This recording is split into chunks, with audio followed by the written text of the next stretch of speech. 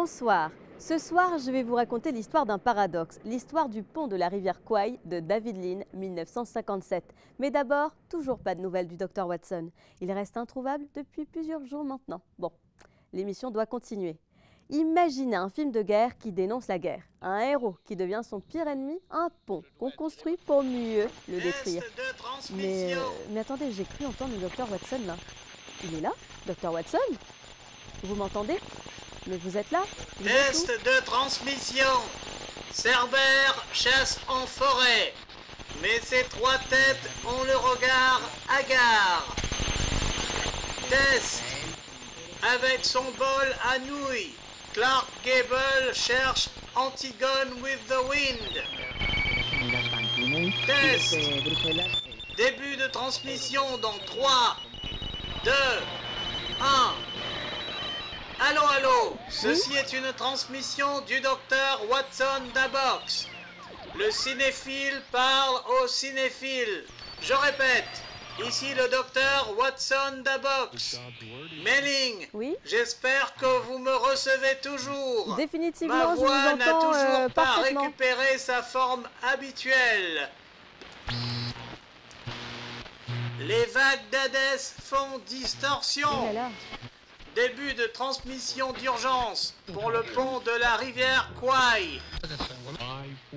Chers cinéphages, ce soir nous traversons le pont de la tension psychologique et la grandeur cinématographique. Le pont de la rivière Kwai, signé par le caméléon du 7e art, Sir David Lean, en 1957. Lean, ce magicien du drame intimiste dans Brève rencontre, comme de l'épopée monumentale dans Lawrence d'Arabie ou La route des Indes, tisse une toile entre les deux, un huis clos à ciel ouvert, où l'obsession du devoir devient plus destructrice que la guerre elle-même. Mais j'entends des sons parasites qui entrent à travers cette fréquence. Ne vous en préoccupez pas, Melling. Le film s'ancre dans un contexte historique réel.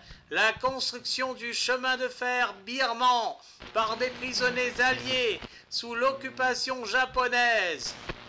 Mais Lean transcende le fait brut pour en faire une méditation sur l'honneur, la folie et le paradoxe militaire. Le colonel Nicholson, incarné par le monumental Alec Guinness, avec une rigueur glaciale, devient l'architecte involontaire de la machine ennemie. Face à lui, William Holden, en soldat américain pragmatique, injecte une dose de cynisme salutaire. Pas de pouvoir de Jedi ou de sabre laser ici. Nos héros sont des prisonniers de guerre, avec comme seules armes leur volonté et leur mental. Et bien sûr, la collaboration. La représentation de l'armée japonaise, notamment à travers le colonel Saito, interprété par Sesue Hayakawa, évite le manichéisme. Loin d'être un tyran caricatural, le colonel Saito n'est qu'un homme pris dans ses propres contradictions, humilié par l'échec et la rigidité de ses codes. Lean filme tout cela avec une précision chirurgicale. La jungle devient théâtre, le pont une métaphore et le silence un cri. Et quand le pont... Mais je ne vais pas vous gâcher cette surprise. Le pont de la rivière Kwai a redéfini le cinéma de guerre en injectant une complexité morale rarement vue à l'époque. Son exploration du devoir, de l'ego et de la folie militaire a influencé certainement des œuvres comme Apocalypse Now, Platoon ou encore The Thin Red Line, qui reprennent cette tension entre l'homme et la machine de guerre. Lean a montré que le conflit n'est pas seulement sur le champ de bataille, mais dans l'âme des soldats. Même 1917 ou Dunkerque porte l'empreinte de ce film. Une guerre filmée comme une épreuve intérieure où le spectacle sert à révéler le tragique humain.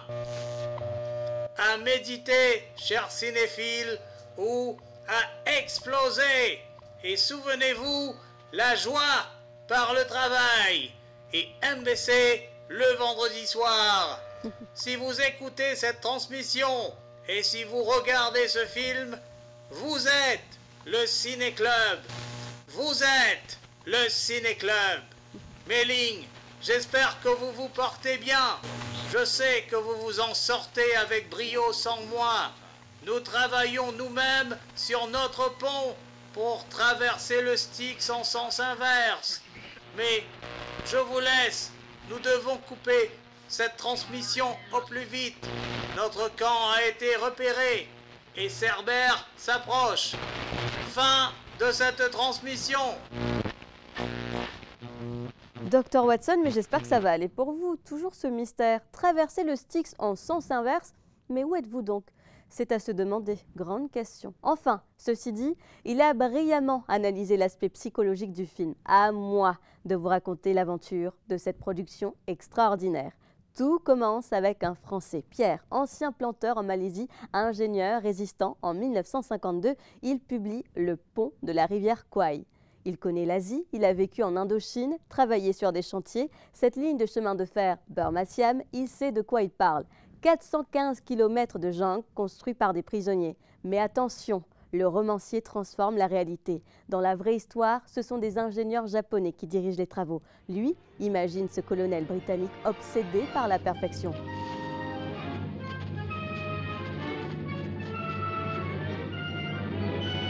Il faut nous approcher.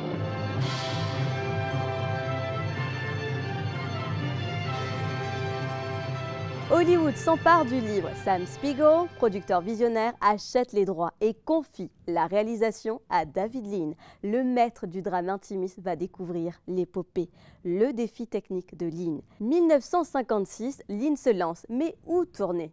La vraie Birmanie est inaccessible en guerre civile. Solution géniale, le Sri Lanka. Cette île paradisiaque va devenir enfer de jungle. Lean et ses équipes débarquent avec un matériel colossal. 6 mois de tournage dans la moiteur tropicale. La prouesse technique, construire un vrai pont. Pas de maquette, 30 mètres au-dessus de la rivière Kelani. Tout ça pour le faire sauter. Une seule prise possible.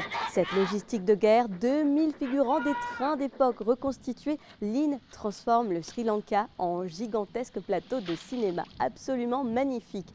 Alec Guinness, performance de sa vie, ce Britannique de théâtre shakespearien qui se métamorphose en colonel obsessionnel. Comme l'a dit Watson, rigueur glaciale. Guinness incarne cette folie du perfectionnisme, cet homme qui perd de vue l'essentiel, Oscar du meilleur acteur amplement mérité. William Holden apporte le contrepoint américain, cette désinvolture qui contraste avec la rigidité britannique, le pragmatisme face à l'idéalisme. Et Sesue Hayakawa, à 70 ans, cette légende du cinéma muet revient triomphant. Nomination à l'Oscar, il évite effectivement tout manichéisme. Malcolm Arnold, ce colonel Bogey March qui l'arrange, devient mythique. Combien d'entre vous l'ont sifflé sans savoir d'où ça vient? Cette marche militaire détournée, les prisonniers la sifflent par défi. Arnold transforme un hymne patriotique en symbole de résistance. Oscar de la meilleure musique. Cette mélodie si simple traverse les décennies. Elle résonne encore aujourd'hui dans notre imaginaire collectif.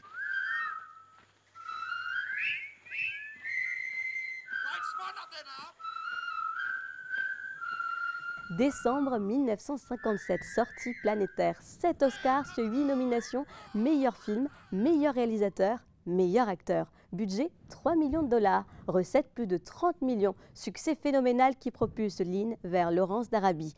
Ce film révolutionne le cinéma de guerre, comme l'a analysé Watson un petit peu plus tôt. Il influence toute une génération. Apocalypse Now, Platoon, ils lui doivent tous quelque chose.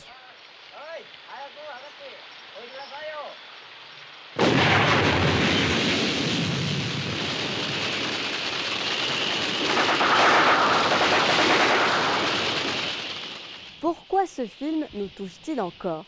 Parce qu'il interroge nos certitudes. Jusqu'où va le devoir professionnel? Quand l'orgueil devient-il aveuglement? cette leçon de Watson résonne.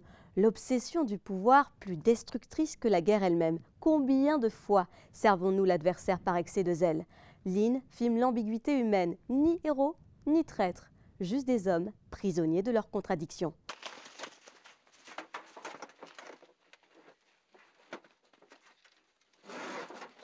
Voilà l'histoire du pont de la rivière Kwai, chef-d'œuvre absolu qui transcende le simple film de guerre. Ce soir, David Lean vous emmène au cœur de la condition humaine, dans cette jungle où se révèlent nos vraies natures. Comme dirait Watson, à méditer ou à exploser, car ce pont qu'on construit puis détruit, c'est le symbole de nos propres contradictions.